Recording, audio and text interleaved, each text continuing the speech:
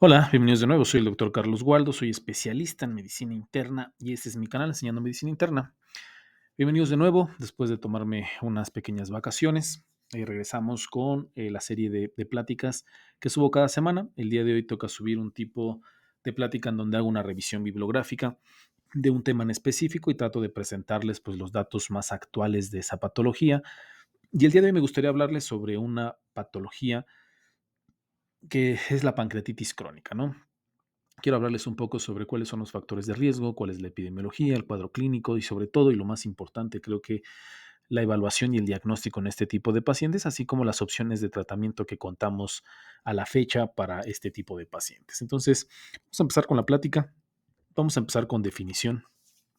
Obviamente, pues es una patología o es una entidad completamente diferente o es diferente a la pancreatitis aguda o a la pancreatitis autoinmune. Este es un cuadro clínico que se va a caracterizar porque es un síndrome fibroinflamatorio del páncreas exócrino. Si eres tú estudiante de medicina o estás en el pregrado, hay que recordar que tenemos las dos funciones en el páncreas, que es la función endocrina y la función exócrina, ¿no? La función exócrina, pues es aquella función del páncreas que se encarga de la producción, del almacenamiento y de la secreción de enzimas digestivas y a diferencia del páncreas endocrino que está formado por los islotes de Langerhans, que tiene una función pues más que nada endocrina, ¿no? Que es decir, la producción de algunas hormonas como la insulina y el glucagón.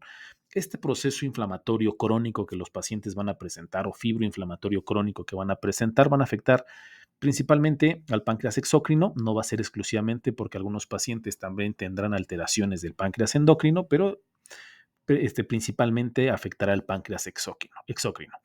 Y se va a caracterizar esta enfermedad por tener episodios repetitivos de inflamación de intensidad y duración variables que provocan daños irreversibles al tejido pancreático. Ahorita vamos a ver el tipo de procesos inflamatorios, el tipo de dolor que generan este tipo de pacientes, porque van a haber diferentes patrones y diferentes presentaciones en este tipo de pacientes. Generalmente la pancreatitis crónica clásica generalmente tiene algunos factores de riesgo, se asocia con algunos tipos de cuestiones, sobre todo aquellos pacientes que hacen la utilización de alcohol o que fuman o que hay algunas alteraciones o mutaciones genéticas. Este tipo de pacientes sobre todo son los que se van a ver con mayor factor riesgo para desarrollar esta enfermedad. Nosotros para hacer el diagnóstico de esta enfermedad no solamente es el cuadro clínico, porque hasta un 30% de los pacientes que nos enfrentamos con pancreatitis crónica, y a mí ese número por lo menos me sorprendió cuando hice una revisión bibliográfica, es que hasta el 30% de los pacientes que tienen pancreatitis crónica no tienen dolor. Pareciera un poco extraño que si nos estamos enfrentando con una pancreatitis el paciente no desarrolle dolor. Eso es una cuestión que me parece muy extraña, pero la verdad es que vamos a encontrar algunos otros tipos de síntomas que no son generalmente los más comunes, como dolor o como náuseas o como vómitos, sino que el paciente va a empezar a desarrollar algunas alteraciones, sobre todo de la función endocrina y exócrina del páncreas, en donde no encontramos una causa pues de las comunes y finalmente encontramos que el paciente tiene alteraciones en los estudios de imagen que nos sugieren que ha desarrollado pancreatitis crónica. Es una cuestión muy rara, es una cuestión muy extraña y me pareció que el número es bastante elevado. 30% de los pacientes no tendrán síntomas. Sin embargo, pues los estudios de imagen bueno, van a ser de una gran utilidad y es ahí en donde vamos a encontrar las alteraciones más características de esta enfermedad y que nos orientarán a este tipo de patología. ¿Cuáles son esas alteraciones que vamos a encontrar? Podemos encontrar calcificaciones parenquimatosas o intraductales, fibrosis pancreática, insuficiencia pancreática exócrina y endocrina que puede resultar en malabsorción, en diabetes, dolor y un mayor riesgo de cáncer de páncreas.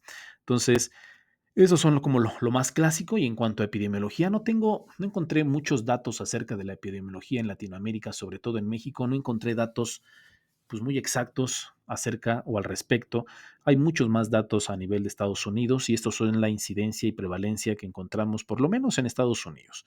La incidencia anual de pancreatitis crónica en Estados Unidos varía de 5 a 8 por 100,000 adultos. O sea, no es nada despreciable, es una cuestión que es un poco más común de lo que nosotros podríamos pensar y la prevalencia varía de entre 42 a 73 por 100,000 adultos. Así es un número bastante considerable. Dos tercios de los pacientes con pancreatitis crónica nos reportan que van a ser hombres y que son más afectados aquellos pacientes de raza negra que los de raza blanca. Entonces, es decir, es mucho más común de lo que uno podría pensar y que van a ser, que nos van a afectar mucho más a los hombres y sobre todo a aquellos pacientes de raza negra. Como ya les había comentado, va a haber factores de riesgo. ¿Cuáles son aquellos pacientes que van a tener mucho mayor riesgo de desarrollar la enfermedad? Como ya les había comentado al principio de la plática, aquellos pacientes con alcoholismo y tabaquismo van a tener un riesgo incrementado, pero aquí se los pongo en números y de acuerdo a la bibliografía que encontré. El consumo de alcohol se va a presentar en el 42 al 77% de los pacientes que desarrollan esta enfermedad, tabaquismo en más del 60% y las mutaciones genéticas no son tan comunes, pero sí las podemos llegar a encontrar hasta el 10% de los pacientes que desarrollan la enfermedad. Y hasta el 30% de los pacientes, aproximadamente el 28%, será idiopática, es decir, no vamos a encontrar un factor de riesgo que nos explique por qué el paciente desarrolló la enfermedad. Entonces, pues sí es un número también considerable. 3 de cada 10 pacientes no encontraremos un factor de riesgo que nos explique por qué desarrolló pancreatitis crónica. Pero ¿qué cantidad de alcohol es la que nos pone en riesgo para desarrollar la enfermedad? De acuerdo a la literatura, nos comentan que por arriba de 80 gramos por día durante 6 a 12 años aproximadamente es un factor de riesgo a considerar. Y el tabaquismo, es decir, aquellos pacientes que tienen un historial de tabaquismo de hasta 35 o más paquetes al año, aumentan el riesgo de desarrollar este problema con un factor de 51. Y lo más importante de todo es que tienen un efecto sinérgico, es decir, si tú fumas y además tomas, pues bueno, el riesgo se incrementa todavía más. Entonces, son dos de los factores principales para que el paciente desarrolle esta enfermedad y no son números despreciables, es decir, tienes un riesgo bastante incrementado de desarrollar la enfermedad si tienes alguna de estas dos condiciones, alcoholismo o tabaquismo. Y en cuanto a las mutaciones genéticas, que si bien les comentaba, no son tan frecuentes hasta el 10%, pues estas son las que nos comentan en la literatura. Se las leo. Los más comunes involucran al regulador de la conductuancia transmembrana de la fibrosis quística, que es también denominado por sus siglas en inglés SFTR, al inhibidor de la serina proteasa casal tipo 1, que por sus siglas en inglés son SPINK1, o la quimiotripsina C o la CTRC. Más del 90% de los casos que están asociados a mutaciones genéticas se manifiestan como pancreatitis de aparición temprana, es decir, generalmente van a presentarse pancreatitis en pacientes jóvenes, en menores de 35 años y aparentemente esporádica. Hay un número muy bajo de la pancreatitis que se llama pancreatitis hereditaria, que generalmente de todos los casos de pancreatitis crónica es menos del 1% y generalmente es una enfermedad que va a ser autosómica dominante y que va a ser una mutación del gen tripsinógeno catiónico, que también se denomina por sus siglas en inglés PRSS1. Y les vuelvo a repetir, afortunadamente esta es una condición o una mutación genética que va a generar pancreatitis crónica, pero que la verdad va a ser pues muy, muy, muy extraña. Entonces, estos son los hallazgos de las alteraciones genéticas que pueden llegar a provocar la pancreatitis crónica, pero les vuelvo a repetir, afortunadamente no son tan comunes. Es más común aquellos pacientes con el uso de alcohol y tabaco. ¿Hay riesgo de cáncer? ¿Los pacientes que tienen pancreatitis crónica tienen riesgo de cáncer? Desafortunadamente sí, sí tienen riesgo de cáncer, independientemente de cuál sea la causa. Todos aquellos pacientes que les hagamos el diagnóstico de pancreatitis crónica van a tener predisposición a cáncer de páncreas. ¿Qué nos dice la literatura? Van a tener un riesgo acumulado de 1.8% a los 10 años del diagnóstico, del 4% a los 20 años de seguimiento, y en aquellos pacientes que llegan a los 70 años, el riesgo se incrementa hasta el 7.2%, que si bien no pareciera ser tan elevado el riesgo de cáncer, pues sigue estando presente. Es decir, aquellos pacientes que tienen pancreatitis crónica tienen el riesgo, aunque sea no muy alto, tienen el riesgo de desarrollar cáncer y por eso la necesidad de la vigilancia en este tipo de pacientes una vez que les hayamos realizado el diagnóstico. El cuadro clínico, ¿cómo se van a presentar los pacientes? Pues obviamente, como ya les había comentado, vamos a encontrar un 30% de los pacientes que no van a tener síntomas, que van a ser completamente asintomáticos y encontraremos algún otro tipo de alteraciones en la exploración física o en el cuadro clínico. Pero el 70% de los pacientes y la gran mayoría de los pacientes se van a presentar con dolor abdominal superior, es decir, en epigastrio, con náuseas y con vómito. Ese es lo común que nosotros vamos a encontrar en los pacientes.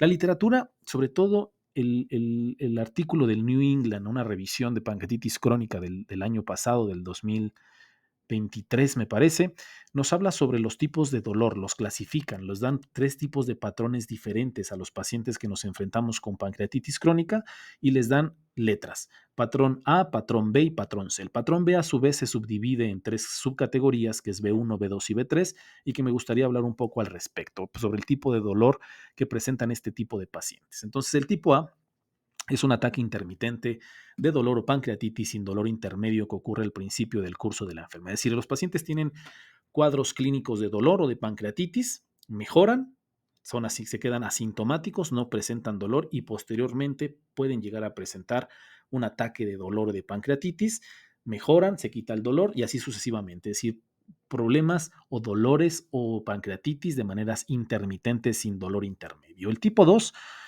son ataques intermitentes de dolor o pancreatitis con dolor intermedio. Es decir, después de que le tienen un ataque agudo, que tienen dolor muy importante o pancreatitis, se resuelve, pero el dolor no desaparece, el dolor continúa.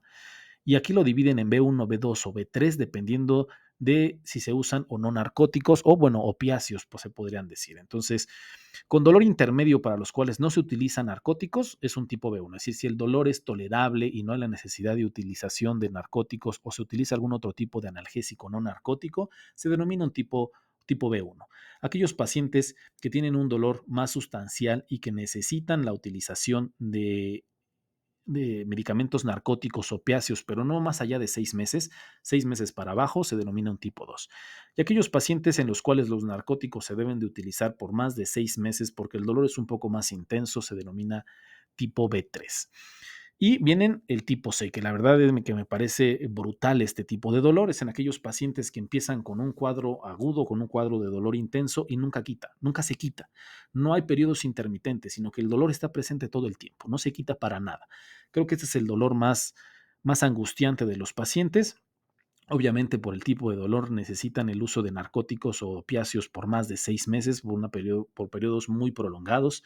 Obviamente, es el patrón de dolor más debilitante y que puede llegar a afectar más la calidad de vida de los pacientes o aquellos que experimentan este tipo de dolor.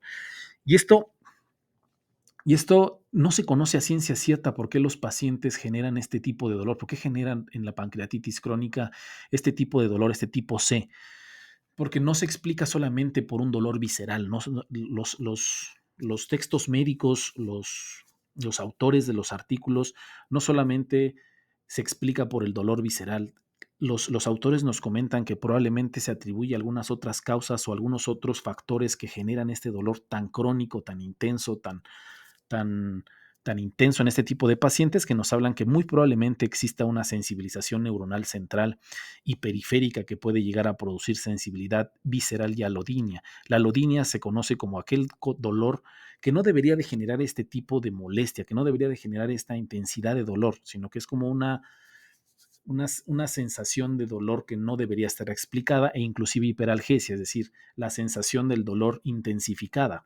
Entonces se habla sobre algunos tipos de problemas, no solamente de dolor visceral, sino también al nivel del sistema nervioso central y periférico. Entonces, no se sabe a ciencia cierta, son solamente teorías, son solamente especulaciones de muchos de los autores que en algunas de las terapias que se utilizan abordando este tipo de causas pueden llegar a tener cierta mejoría a los pacientes, pero todavía no está explicado bien por qué se genera este tipo de dolor tan crónico, tan intenso, tan prolongado en estos pacientes. Entonces, el dolor severo incapacitante que justifica el uso de narcóticos o de opiáceos altera la vida de los pacientes con consecuencias que a menudo se agravan por el consumo de alcohol y factores psicosociales como la falta de resiliencia y el apoyo social inadecuado. Es decir, son aquellos pacientes que debido al dolor crónico y tan intenso, con poca mejoría a pesar del tratamiento farmacológico que se les puede proporcionar, pues afecta a todas las esferas de su vida, tanto psicológica, social, se incrementan algunas adicciones o hay una adicción bastante importante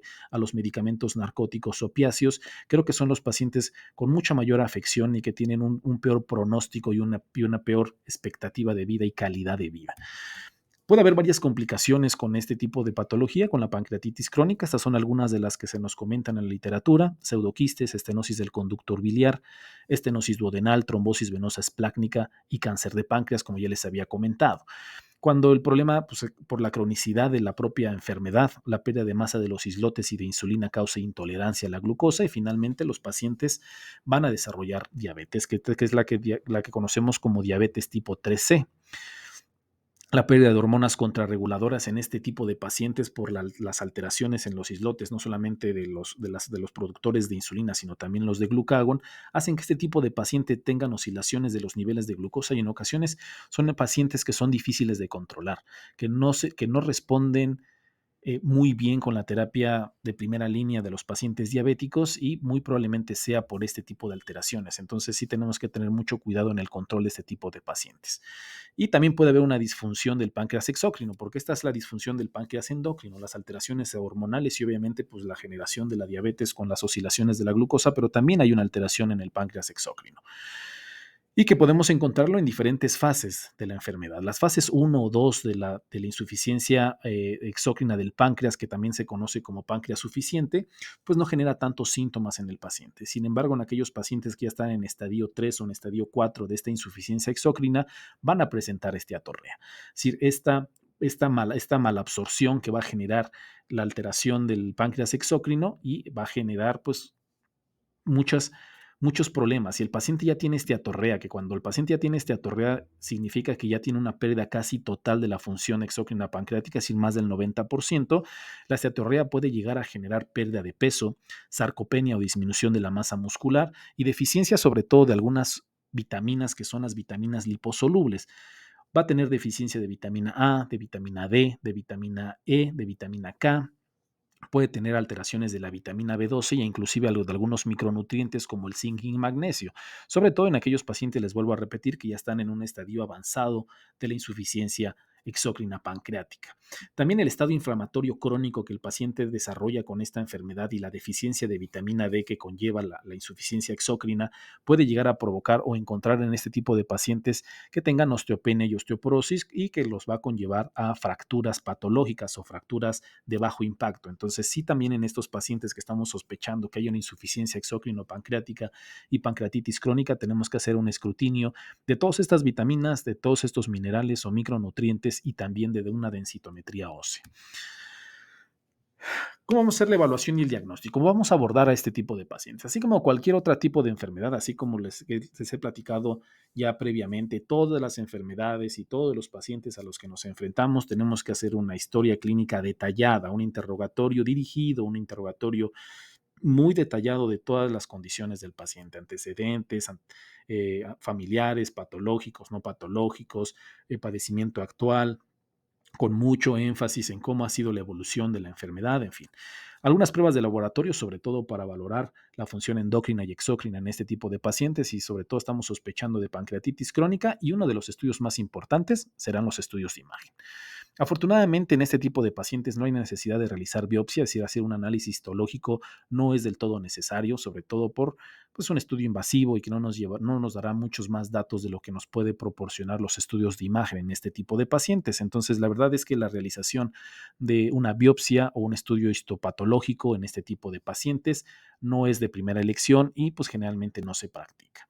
¿Cuáles son los estudios de imagen que podemos realizar en este tipo de pacientes? Por empezar, la tomografía, la colangiopancreatografía por resonancia magnética, la colangioresonancia y la ecografía endoscópica o ultrasonido endoscópica. Antes se hablaba sobre la colangiopancreatografía retrógrada endoscópica, sin embargo, pues es un estudio invasivo y que conlleva complicaciones el solo hecho de hacer el procedimiento, por lo que hoy en día ya no se recomienda. Antes preferiríamos realizar la colangioresonancia antes que una CEPRE, que antes era el estudio que más se realizaba. Y pues al ser la tomografía el más disponible, ampliamente utilizado y el más económico de los tres, de la tomografía, de la colangio y el ultrasonido endoscópico, pues creo que la tomografía pasaría a ser el primer lugar para los estudios de imagen. Sin embargo, hay estudios, ese es un metaanálisis que encontré que se denomina rendimiento diagnóstico de las modalidades de diagnóstico por imagen en la pancreatitis crónica, que es una revisión sistematizada y metaanálisis en donde nos comparan a los tres estudios de imagen que les estoy comentando, a la tomografía, a la colangioresonancia y al ultrasonido endoscópico, y se encontraron que no diferían significativamente para el diagnóstico de esta enfermedad. Entonces podemos realizar cualquiera de los tres estudios. Entonces, Si bien no hay diferencias entre los estudios, sí tenemos que tomar en cuenta algunas consideraciones con los estudios de imagen. Para empezar, el ultrasonido endoscópico es un estudio invasivo porque hay que hacer una endoscopia. Entonces, pues obviamente conlleva los riesgos de una anestesia, de ser invasivos y obviamente al ser un ultrasonido es operador dependiente. Va a depender mucho del expertise de la persona que nos realiza el estudio para que el diagnóstico sea preciso. Y se reporta en la literatura médica que es propenso a resultados falsos positivos. Por otro lugar, la colangioresonancia nos puede dar muchos más datos, sobre todo si la hacemos con estimulación con secretina. Podemos ver en las ventanas una mejor delineación de los conductos tanto pancreáticos como biliares.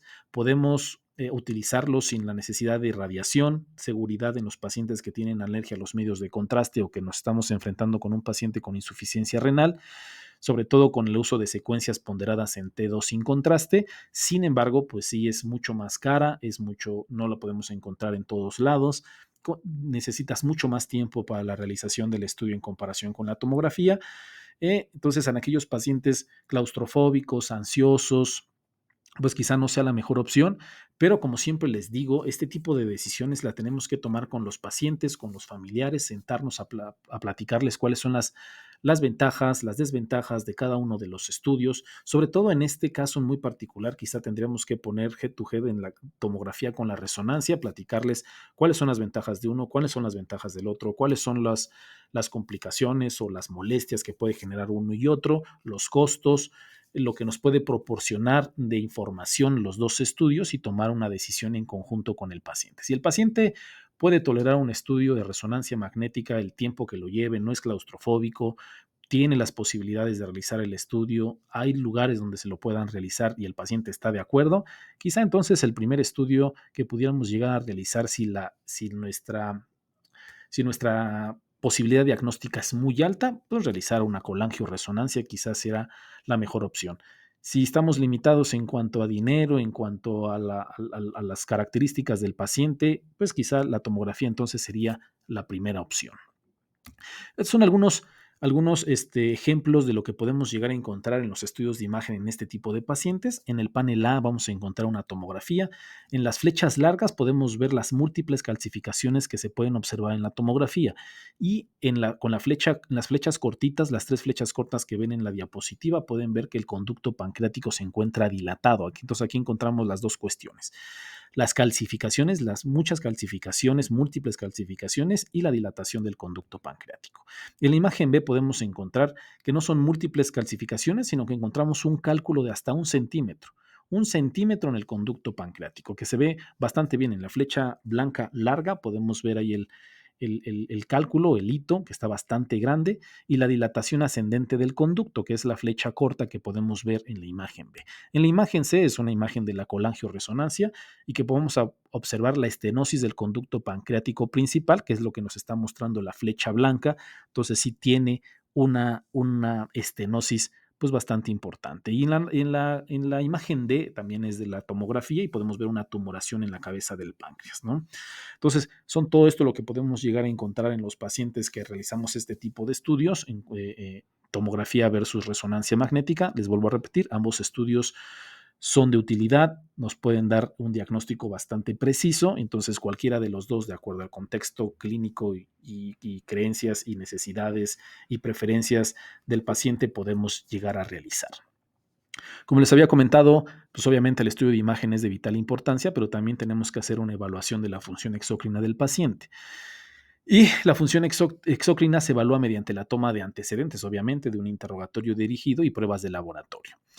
Generalmente los síntomas más comunes que vamos a presentar o que el paciente va a presentar cuando tiene una insuficiencia exócrina pancreática pues son los siguientes: dolor abdominal, diarrea, heces voluminosas que son malolientes, muy fétidas, difíciles de eliminar, pálidas o aceitosas. Sin embargo, pues, obviamente este cuadro clínico no es sensible ni específico para hacer el diagnóstico. Es decir, si el paciente no tiene todos estos síntomas, pues no podemos descartar que tenga una alteración de la función exócrina y al igual de que si tiene algunos de estos síntomas, no podemos hacer el diagnóstico preciso porque también estos síntomas se pueden presentar en otras patologías, sobre todo de malabsorción.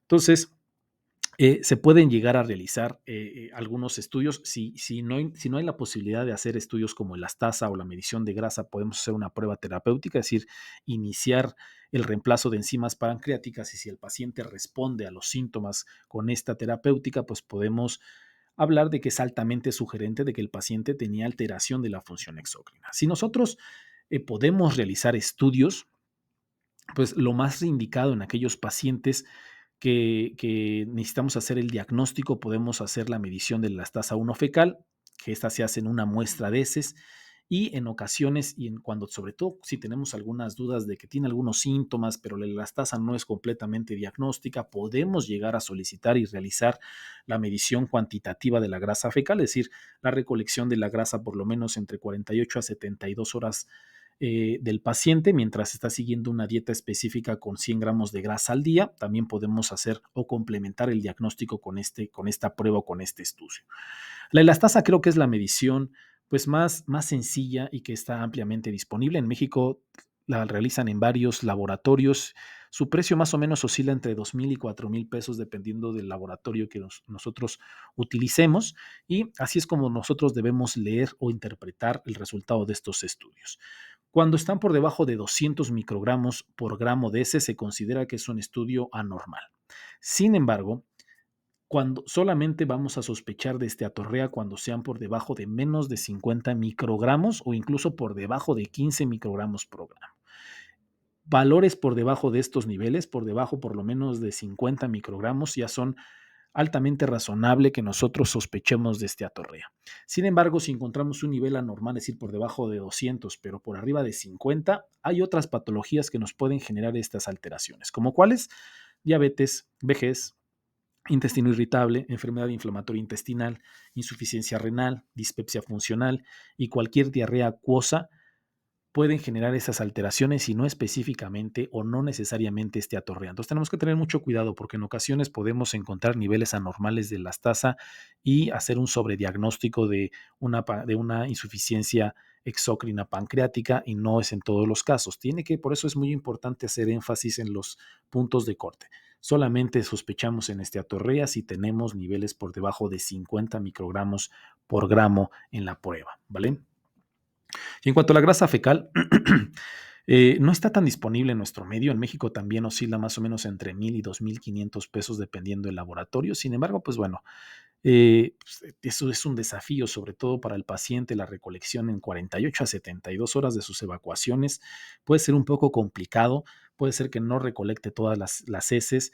Si para estudios de microalbuminuria o de proteinuria en 24 horas es complicado que el paciente recolecte la orina, para la recolección fecal sí puede ser un reto que realizar toda la recolección y en ocasiones pues puede ser un resultado pues no del todo fiable, ¿no? Entonces, sin embargo, en aquellos pacientes que tenemos duda del diagnóstico, que ya tenemos, pues, que los síntomas están como que hay más o menos extraños, pero no son completamente sugerentes y la elastasa pues sí está alterada, pero no está en valores tan bajos, pero todavía tenemos alta sospecha clínica, pues bueno, nos podemos apoyar y solicitar este estudio de grasa fecal cuantitativa, ¿no?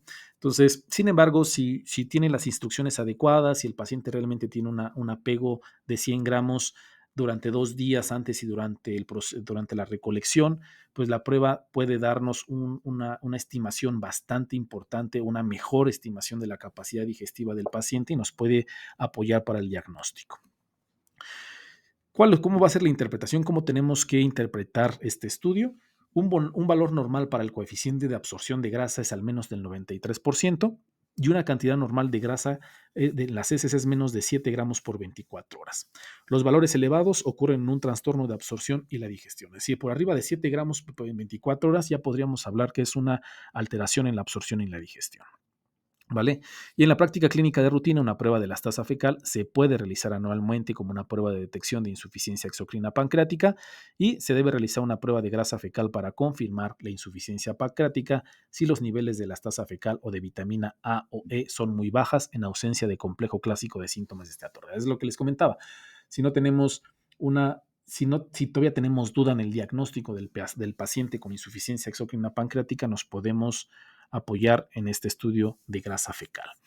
Tratamiento, pues el tratamiento va a ser para los pacientes con pancreatitis crónica, sobre todo en el dolor, sobre todo porque es uno de los principales motivos de la consulta y que puede ser discapacitante para el paciente, pero también va a estar basado en las complicaciones que el paciente pueda llegar a presentar y sobre todo en la insuficiencia funcional, en los pacientes que tengan insuficiencia endocrina e insuficiencia exócrina. Primero vamos a pasar con lo del dolor. Como ya les había comentado y como les dije en las primeras diapositivas, el dolor pancreático crónico es poco conocido. No se ha demostrado que la inflamación pancreática, la obstrucción del conducto y los cambios del sistema nervioso central y también del periférico contribuyen a estos síntomas que el paciente presenta, de este tipo de dolores que presentan, el tipo A, el tipo B, el tipo C.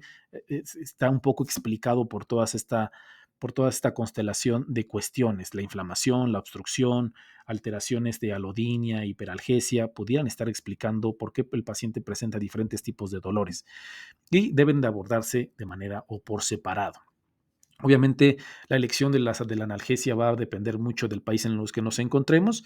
En Estados Unidos es mucho más común que tengamos opciones de oxicodona, de morfina, de codeína, cuestiones que en México son un poquito más difíciles de conseguir. Obviamente se pueden conseguir, pero pues los analgésicos no opioides son la piedra angular, es lo que primero que se deben de utilizar en este tipo de pacientes y en algunos pacientes que no responden al uso de medicamentos analgésicos no opiáceos se pueden utilizar coanalgésicos. Ahorita les voy a comentar a qué me refiero con coanalgésicos porque se ha encontrado que también pueden llegar a tener una respuesta adecuada en este tipo de pacientes por la teoría de que hay una alteración en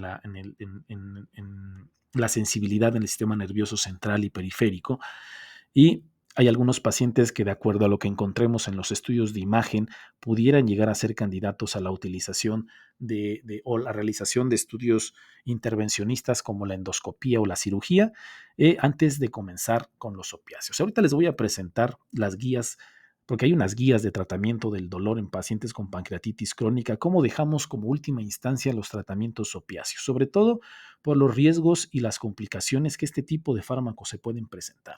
Que estos son pues, algunos de ellos: estreñimiento, náuseas, sedación, mayor riesgo de caída, riesgo de dependencia, abuso de algunas otras sustancias, dependencia importante de los opiáceos, en que va a necesitar más dosis, mayor cantidad. Entonces, sí es importante. Obviamente, en los pacientes que nosotros tenemos y que encontramos que tienen antecedentes de tabaquismo y alcoholismo, primero, antes que cualquier otra cosa, se debe hacer un especial énfasis y dar tratamiento específico para que el paciente deje estos dos hábitos, tanto el tabaquismo como el alcoholismo. Los analgésicos concomitantes o, como les había comentado, coanalgésicos son aquellos antidepresivos y anticonvulsivos como la gabapentina y pragabalina. Hay algunos estudios que, si bien no tienen un peso científico, un peso importante, pues han demostrado ser eficaces en el tratamiento del dolor visceral y neuropático crónico, que obviamente pues la gabapentina y la pregabalina no tienen una indicación por la FDA específicamente para esta patología, pero hay algunos estudios que han demostrado que puede llegar a mejorar el dolor en este tipo de pacientes y sobre todo retrasar el uso de los opiáceos o reducir la dosis de los opiáceos. Hay algunos medicamentos alternativos, algunos estudios que se están llevando a cabo en estos momentos, como la esquetamina para el tratamiento de este tipo de problemas, pero siguen en estudio, todavía no están en el mercado. Esas son las guías que les comentaba, son las guías para entender el manejo del dolor en pancreatitis crónica, y en estas guías nos presentan un algoritmo que me pareció bastante interesante y que te van escalonando cómo puedes llegar a abordar este tipo de pacientes y que me pareció de bastante utilidad. Por ejemplo, si nosotros ya tenemos el diagnóstico del paciente con pancreatitis crónica y está indicado el tratamiento, nosotros tenemos que definir si el dolor es un dolor pancreático primario. Tenemos que ver algunas cuestiones. Si el paciente tiene una desnutrición o tiene banderas rojas como son alcoholismo o tabaquismo, lo primero que tenemos que hacer es optimizar la nutrición y intentar y que el paciente deje de tomar y de fumar. Si el paciente tiene sospecha de piedras o estenosis en los conductos pancreáticos, pues sería candidato de primera instancia antes de iniciar analgésicos y dolor y demás. Si tenemos este tipo de condiciones, tenemos que hacer una CEPRE en este tipo de pacientes. Si solamente encontramos que el dolor es un dolor autonómico pancreático, lo primero que tenemos que hacer es considerar, perdón, es considerar las enzimas y antioxidantes que también han demostrado que pueden llegar a ser benéficos para este tipo de pacientes. Y la primera línea, que eso sí tengo que dejar bien claro, la primera línea que nos ponen en las guías es uno, el paracetamol o antiinflamatorios no esteroideos. Siempre, siempre, siempre serán la primera línea. Antes de pasar a medicamentos mucho más fuertes, tenemos que hacer primero el, la primera opción serán los antiinflamatorios no esteroideos, el paracetamol, y si acaso en conjunto con enzimas y antioxidantes, porque pues si bien el peso científico que tiene no es tan abrumador, sí han demostrado que en acompañamientos con paracetamol y antiinflamatorios no esteroideos puede tener beneficios el paciente. Si el paciente no tiene una respuesta adecuada al tratamiento analgésico de primera línea que nos ponen en las guías, nos comentan que tenemos que hacer una evaluación psicológica, evaluar los aspectos psicológicos y si el paciente no tiene trastornos del estado de ánimo. Y es que la verdad es que en este tipo de pacientes y como médicos, generalmente como médicos cuando nos enfrentamos contra un paciente que tiene dolor por cualquier causa, pues siempre nuestra formación y lo que nos han enseñado es que pues tiene una causa estructural. Si el paciente tiene dolores, que pues muy seguramente el problema es estructural. ¿No? Entonces, si nosotros damos analgésicos o damos antiinflamatorios y atacamos el problema estructural, el problema se debería de quitar. Sin embargo, en muchas enfermedades, he encontrado que en muchas enfermedades no solamente el problema es estructural, sino que tenemos que tener un reconocimiento de la sensibilización central e inclusive de la sensibilización periférica y también tomar en cuenta el papel de los factores tanto psicológicos como sociales en este tipo de pacientes. Hay pacientes que tendrán enfermedades con hiperalgesia y alodinia que no responderán de la misma manera que otros pacientes que tienen exclusivamente un daño estructural. Y ahí tenemos, por ejemplo, el síndrome de intestino irritable, que presentan dolores abdominales que no responden al tratamiento convencional para el dolor visceral, sino que se necesitan otro tipo de medicamentos, se necesitan otro tipo de terapias, se necesitan otro tipo de cuestiones, porque la cuestión no solamente es estructural, sino también es psicosocial. Entonces, me pareció bastante interesante que en los artículos recientes de pancreatitis crónica y sobre todo en estas guías hacen mención y abordan este aspecto, abordan el problema psicológico y social, trastornos ¿cómo se llama? Del estado de ánimo, abordándolos y en dado caso de que nosotros encontremos alguna alteración en este tipo de pacientes, en este sentido, podemos hacer uso de antidepresivos tricíclicos, de inhibidores de la recaptura de serotonina y noradrenalina o inhibidores de la recaptura selectivos de serotonina y ver si responden al tratamiento. Si no responden al 100% al tratamiento, podemos hacer uso de una terapia cognitivo-conductual en este tipo de pacientes. Si a pesar de toda esta cuestión, si nosotros ya iniciamos medicamentos antiinflamatorios o paracetamol, enzimas, antioxidantes, ya tuvo una evaluación psicológica de los trastornos de humor y se le dio tratamiento en dado caso de que lo necesitara con antidepresivos o todo esto y no presenta mejoría, tenemos que pasar al siguiente paso, que es una evaluación neurofisiológica y en cada caso de que sugiera que el paciente tiene una hiperalgesia segmentaria, podemos hacer uso de otros tipos de fármacos como gabapentina o pregabalina y darle seguimiento. Si a pesar de eso o no encontramos este tipo de alteración o el paciente no responde a esta situación, podemos seguir con la evaluación neurofisiológica y si ésta sugiere una alteración en la inhibición ascendente, o sea que ésta está deficiente, podemos hacer uso igual también de antidepresivos tricíclicos o de inhibidores de la recaptura de noradrenalina y serotonina. Si a pesar de eso el paciente no tiene mejoría, podemos llegar a utilizar tipos de medicamentos opioides débiles, como cuáles, como el tramadol o como la codeína. Podemos llegar a hacer uso de este tipo de fármacos y darle seguimiento. Si a pesar de eso el paciente no tiene mejoría, pues entonces ya habrá la necesidad de considerar tratamientos opioides. Pero antes de eso, si ven en el cuadro de la extrema izquierda, podemos encontrar que podemos hacer uso todavía de algunos tipos de terapias alternativas, como pues bueno, la acupuntura o la estimulación transcraneal o de la médula ósea, de la médula espinal para el tratamiento de estos pacientes. Y finalmente, pues si el paciente no responde a nada de esto, pues finalmente la utilización de medicamentos opiáceos, opioides, con todos los riesgos, con todas las complicaciones que pueden presentar este tipo de fármacos, pues no habrá de otra que la utilización de los mismos. Pero siempre, y nos hacen énfasis tanto en las guías como en los diferentes artículos que leí acerca de la patología, se debe de dejar como última opción en el paciente cuando no responde a ninguno de esos tratamientos. Y a pesar de que no responda a ninguno de esos tratamientos, todavía tenemos otras opciones. ¿Cuáles opciones? Tratamientos endoscópicos. Y nos lo dicen muy enfáticamente. La terapia intervencionista para el dolor en la pancreatitis crónica debe reservarse para pacientes con ataques recurrentes de dolor que no responden a la terapia no opioide. Entonces, ya pudiéramos llegar a tener, antes de pasear a los opioides, este tipo de terapias. Este tipo de terapias que, si bien son invasivas, pues creo que se prefiere a la utilización de opiáceos con todas las complicaciones que esto puede llegar a generar, sobre todo en aquellos pacientes que tienen cambios morfológicos moderados o marcados, y se recomienda que debe de realizarse en centros especializados o que tengan la experiencia suficiente para hacer este tipo de procedimientos. Eh, La terapia endoscópica, que implica predominantemente la extracción de cálculos en un conducto pancreático, la dilatación de estenosis o ambas, es a menudo la primera intervención para el dolor moderado a severo, para aquellos pacientes que tengan el dolor tipo A, tipo B1 y tipo B2 y que no responden a la terapia médica. Puede llegar a realizarse este estudio endoscópico junto con litotricia extracorpórea. Entonces, son parte de tratamientos invasivos, sobre todo endoscópicos. Para la estenosis en un conducto pancreático, generalmente se justifica la dilatación prolongada de aproximadamente un año con el uso de stents plásticos de 10 French, con intercambios intermitentes de stent, y que se informa un alivio del dolor en más del 70% de los pacientes. Sí, pues la verdad es que tiene pues, beneficios bastante importantes en los pacientes, no deja de ser invasivo con todas las complicaciones que pueden llegar a presentarse, pero es una opción que todavía podríamos estar disponibles antes de pasar al tratamientos con opiáceos. El tratamiento endoscópico también está indicado para algunas complicaciones de la pancreatitis, sobre todo si encontramos en los estudios de imagen pseudoquistis o si el paciente empieza a desarrollar ascitis pancreática. La cirugía.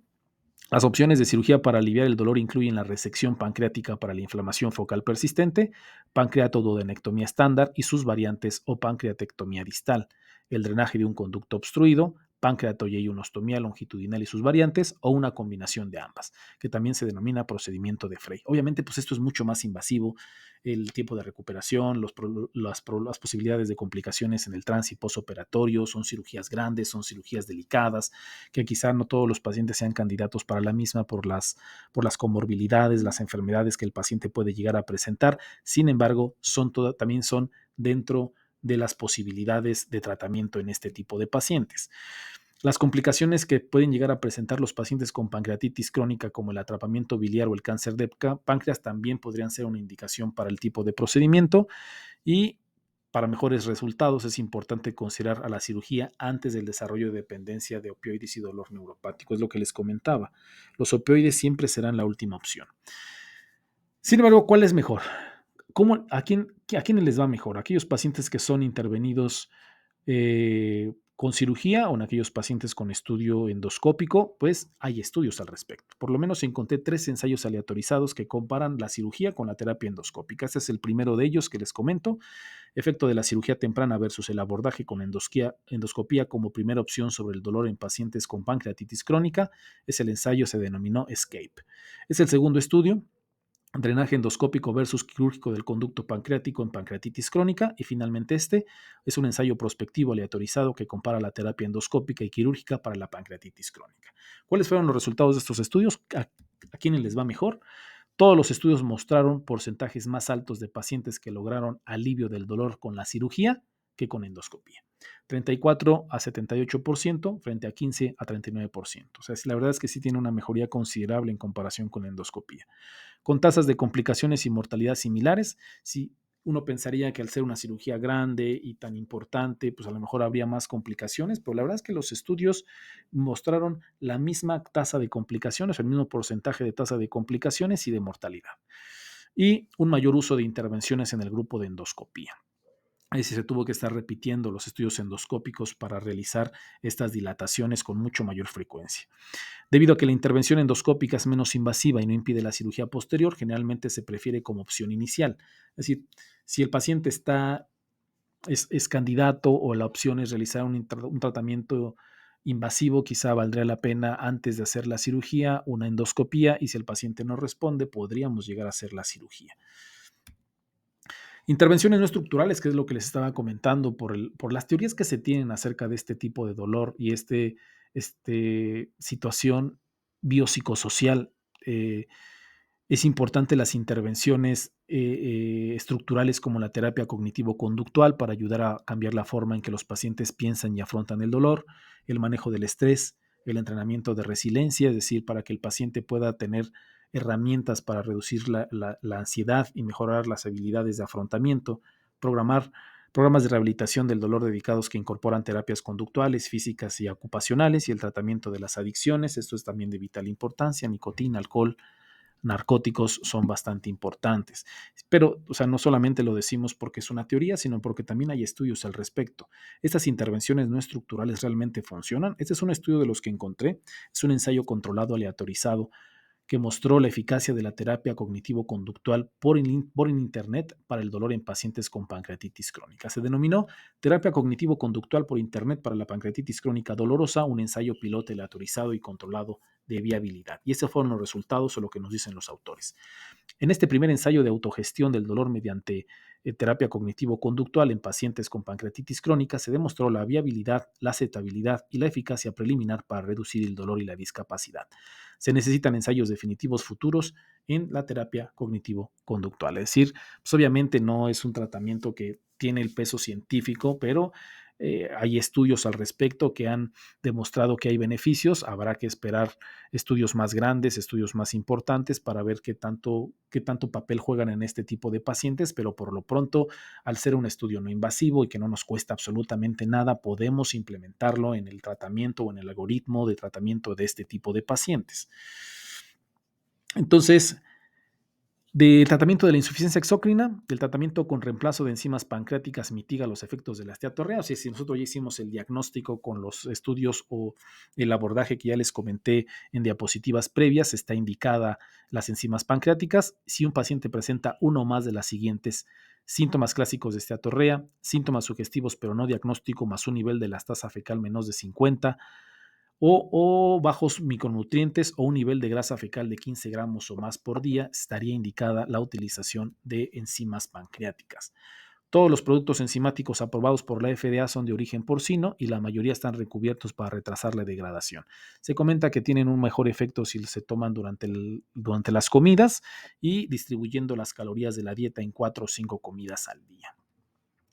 Entonces, para el cáncer pancreático no existe una estrategia, no nos comentan, no hay unas guías que nos comenten cuál sería el mejor abordaje para estar vigilando el cáncer pancreático si nosotros ya estamos con un paciente que tiene este diagnóstico, si tiene el diagnóstico de pancreatitis crónica.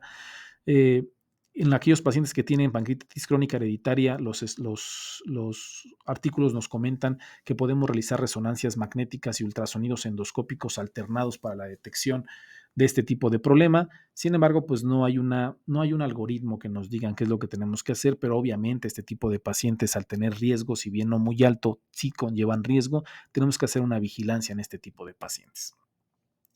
Y por último, me gustaría presentarles este caso. Es un caso que nos presentan en el artículo de revisión del New England del año pasado y que me pareció bastante, que ejemplifica muy bien lo que estamos hablando en esta ocasión, en esta plática. Hombre de 52 años informa haber tenido 2 o 3 episodios de pancreatitis aguda cada año durante los últimos 6 años. Durante los últimos 6 meses ha desarrollado gradualmente un dolor abdominal superior debilitante, es decir, en epigastrio, y continuo a pesar del tratamiento creciente con meloxicam, tramadol y recientemente oxicodona. Tiene de 3 a 4 heces voluminosos y malolientes por día, no informa pérdida de peso, tiene un historial de 20 años de consumo de alcohol y un historial de tabaquismo de 25 paquetes años. Pues ya tiene factores de riesgo importantes para la pancreatitis, ¿no? Ha dejado su puesto en una empresa debido a las frecuentes ausencias. La tomografía de abdomen revela calcificaciones ductales pancreáticas dispersas, un conducto pancreático dilatado y un páncreas atrófico. Pues la verdad es que si nosotros hacemos una revisión de este caso, pues todo nos lleva al diagnóstico de una pancreatitis crónica, ¿no? Es hombre, 52 años, tres episodios de pancreatitis aguda en los últimos 6 meses, un dolor que se ha ido incrementando que no responde al tratamiento con antiinflamatorio no esteroideo, con un opiáceo débil y que ya se inició un opiáceo fuerte, tiene síntomas sugerentes de esteatorrea con las heces voluminosas y malolientes. Si bien no ha generado una pérdida de peso, sí tiene antecedentes de algo que nos está sugiriendo que haya una insuficiencia exócrina. Tiene los factores de riesgo de tabaquismo y alcoholismo y tiene datos tomográficos o por estudio de imagen que son altamente sugerentes de pancreatitis crónica. Entonces, ¿cómo abordaríamos este caso? Puede tener una pancreatitis crónica asociada con alcohol y el tabaquismo, con dolor tanto de mediación central como relacionado con la pancreatitis, por lo que se estadificaría en un tipo B2. Su historial también sugiere insuficiencia pancreática exócrina. Se recomienda la confirmación con elastasa fecal o prueba de grasa fecal. Se evaluarían los niveles de vitamina liposolubles, que son los que ya les comentaba que son las principales afectadas, los niveles de zinc, de magnesio, de vitamina B12 y hemoglobina glucosilada. Si se confirma la insuficiencia pancreática, trataríamos con reemplazo de enzimas pancreáticas y una dieta equilibrada suplementada con vitaminas, liposolubles y micronutrientes y con un contenido normal de grasa. Para su dolor crónico probablemente serán necesarias intervenciones estructurales y no estructurales. Dada la presencia de cálculo de más de 5 milímetros de diámetro, sería adecuado la litotripsia extracorpórea por ondas de choque con o sin CEPRE.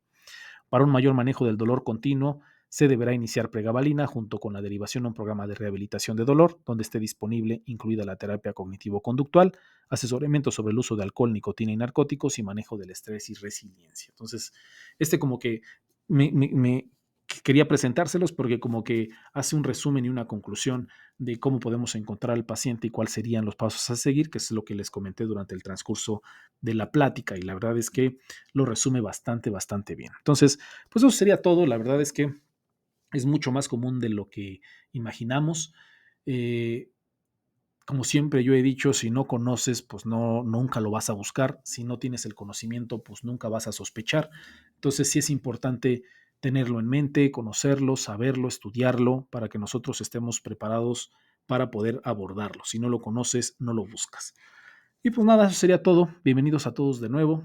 Eh, Muchas gracias por sus likes, muchas gracias a los seguidores. Eh, ya somos más de 4,000 en el canal. Les agradezco mucho sus comentarios, sus likes, el que me sigan, el que compartan. Espero que siga siendo de su agrado. Espero que sigamos aquí un tiempo bastante prolongado. Y pues nada, que tengan un bonito día y una excelente, excelente semana.